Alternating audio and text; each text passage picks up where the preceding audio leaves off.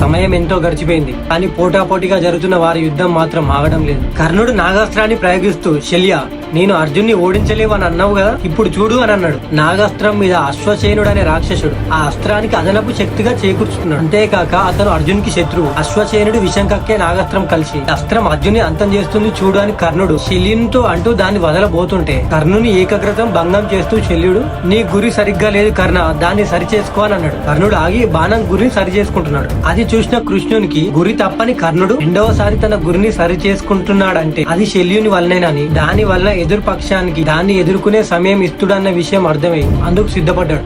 నా గురి తప్పుగా ఉందని అంటున్నావా, అది సరిగ్గానే ఉన్నది చూడు, ఈ అస్త్రంతో అర్జున్ తల 1000 ముక్కలు అవుతుంది అంటూ అర్జున్ తల గురి పెట్టి వదిలాడు.